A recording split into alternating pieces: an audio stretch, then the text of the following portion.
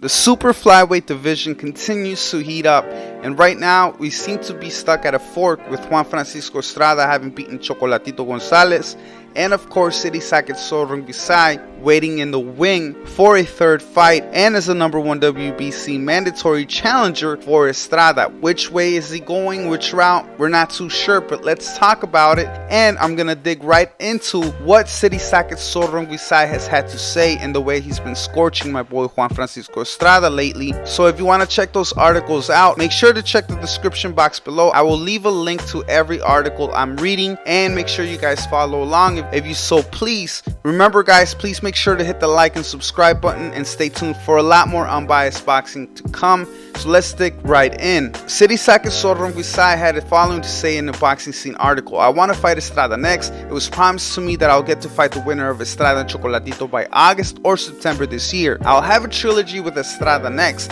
Then after Estrada, I'll have the trilogy with Chocolatito if the fans want to see it. I've been a mandatory challenger of Estrada for over a year now, so he could fight me next. If Estrada does not take the mandatory fight against me, it can only mean that he is scared of fighting me. I cannot take it any other way. His team asked for the unification fight against Chocolatito, and they already got what they wanted. They said they would have Estrada to fight me right after the Chocolatito fight. They should respect their own promises and fight me. If Estrada avoids his mandatory fight against me again, I really don't think he can have the dignity as a true world champion. He also had the following stern words to say, aimed directly at the Mexican champion: will you be able to carry the world title belts around acting like a champ, but being scared of fighting your mandatory challenger? Will you really be able to look at yourself in the mirror in the morning, knowing in your heart that you're avoiding your mandatory and telling yourself that you are the world champion? If you avoid me again, then all you're doing is lying to yourself.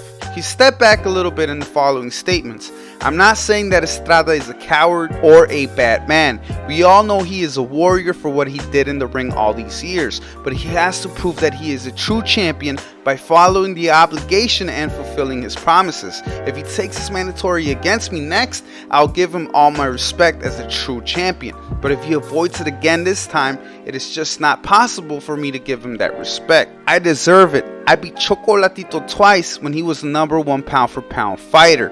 I am the only one who have beaten Chocolatito convincingly and by knockout. Srisaket also points out that as champion, he never ducked a mandatory challenger. I have been his mandatory for over a year now. I did everything I had to do to be the next opponent. I earned my rights. I am tied with Estrada with 1 win and 1 loss. I've been waiting patiently as the mandatory challenger. I gave Estrada and Chocolatito the opportunity to unify their titles with their promises to fight me right after. I did everything I had to do and could do. I deserve to be next. He also said the following, and it's interesting: I did 3 mandatory fights against Chocolatito and Estrada within 2 years. Estrada has been the WBC world champion for 2 years now, and he has made 0 mandatory defenses. Do you see the difference? How can he and his team justify that they are not avoiding the mandatory fight when he has made 0 mandatory defenses in 2 years, while I did 3 mandatory defenses in 2 years when I was a champion? Srisaket says he can understand the calls for Gonzalez to be granted an immediate rematch with Estrada, but he warns that the outcome could end up being similar to the second fight between him and the Nicaraguan. It is not a good idea to rush back to a direct rematch after a loss like this. Last time he did that, he lost by knockout to me in the rematch. After Estrada, I'll give Chocolatito the only trilogy that he needs to complete his legendary career, the one against me. I want to fight Chocolatito at his best, when he is 100% motivated and ready mentally and physically. Maybe take an easier comeback fight before fighting the champion. I'm speaking from experience. I feel much better now after a few tune-up fights, mentally and physically, comparing to when I just lost by close decision to Estrada. I feel stronger than ever, and I am extremely motivated. Chocolatito can benefit from taking a bit of time to come back too. Lastly, he finished up with, I don't know, it might all just be rumors about Estrada fighting Chocolatito again. Estrada said in the ring after the fight that he will look into the mandatory fight against me. I hope Estrada and his team will proceed with what they promised me earlier, which is to fight me next. If that is the case, as I said, I'll give El Gallo and his team much respect as true champions. So that was a mouthful from Srisaket Sor Rungvisai in regards to Estrada and exactly how he feels. He really is pushing hard for this fight, and I think he deserves it. I mean, either way, as a fan, we win whatever direction Estrada goes in. Nevertheless, I do think Srisaket Sor Rungvisai is a harder fight for Estrada, and Estrada himself has acknowledged that, because Srisaket, not only does he hit harder, but he is more unorthodox with his style, being able to fight out of a southpaw or orthodox stance, and it's just a completely different fighter than Roman Chocolatito Gonzalez. He's a harder puncher than Roman Gonzalez, and not only that, but I think Estrada already feels comfortable with Roman Chocolatito Gonzalez. He already feels like he knows that style and has more of an answer to that style, as opposed to Srisaket, who really gave him hell whenever he fought out of a southpaw stance. The first fight was extremely close. The second fight was also close, and that was because Srisaket messed up his game plan. According to Srisaket and his team, they had apparently tried to throw Estrada off because they knew he was going to train for a southpaw fighter, so they tried to throw him off by fighting out of an orthodox stance. Little did they know that that wasn't going to fool a master tactician like Estrada, and that's when Srisaket and his team finally decided to go back to the southpaw stance, and they had a lot of success in the later rounds in that fight. Unfortunately for them, it turned out to be a little bit too late, but nevertheless, I feel like in the third fight, Srisaket is going to come right out of the gate in his southpaw stance with his awkwardness and his power, and I think he'd give Estrada a very difficult time unless he ages overnight. So anyway, back to Estrada and what could be his potential next fight. In the Ak and Barak show last week, Eddie Hearn jumped on the airwaves and had the following to say. So Estrada has a mandatory against Rungvisai, Hearn told co-hosts Barack Best and Akin Reyes, whose show streams weekdays on DAZN and SiriusXM. So it's difficult, but the whole world wants to see number 3 between Estrada and Gonzalez, so it's like, do we want to keep the WBC belt, or are you at the stage where, you want to go where the demand is, where the money is, where the fans are at? It's quite funny because I thought Estrada would have no interest in fighting Chocolatito again, Hearn said. He avenged the defeat, it was a close fight, he got the decision, and I thought Chocolatito might go, you know what, that was another war, I'm getting old now. I reckon within 10 minutes of the fight, both teams had already told me they want to do number 3. Do you know what I mean? So we still got a little bit of work to do, but I think September time. We've got to sort out the Rungvisai situation. He's got to get a shot at the title. So I don't know, but I just want to see it again. So now that we got Eddie Hearn and Rungvisai's side, let's jump right into what Juan Francisco Estrada had to say not too long after the fight. I definitely want a third fight with Roman Gonzalez.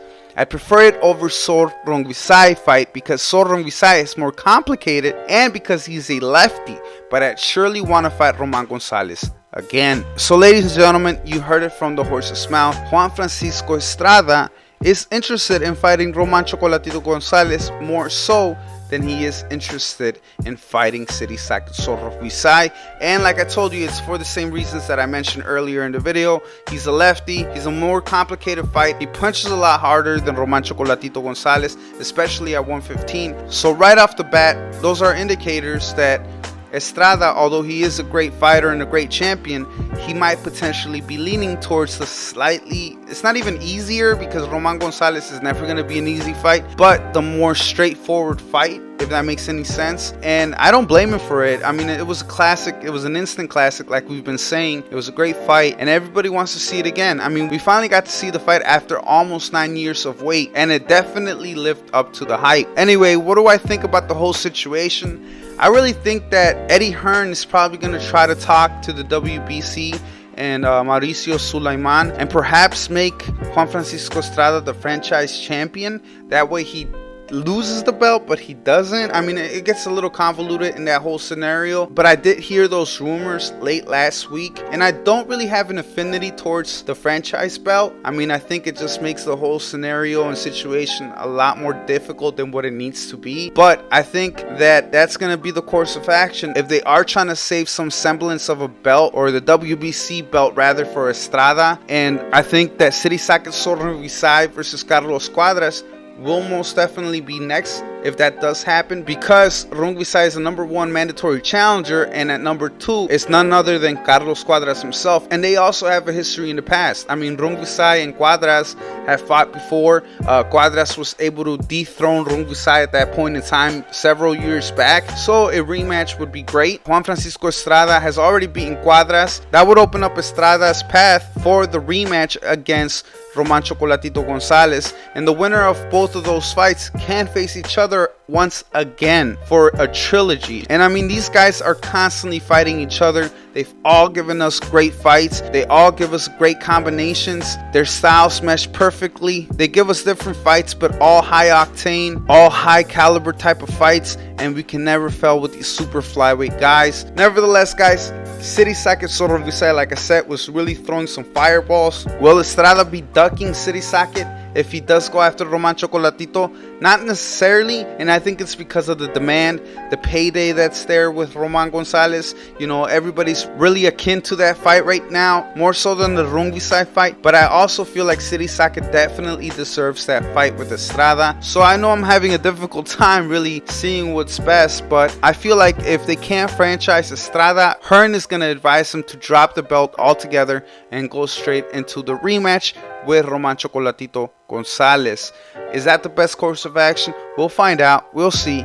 But I do think that Rungvisai and Estrada should face each other one more time before their careers are over. Just like Roman Gonzalez and Estrada need to face off against each other one more time. And I think whatever happens though, super flyweight continues to be one of the best, if not the best division in the sport. Well, that's all I have for you folks, and I appreciate you guys tuning in. I hope you enjoyed the content. Make sure to like, subscribe, and leave a comment in the comment section below. Like always, this is Shay at King Me Boxing, signing out.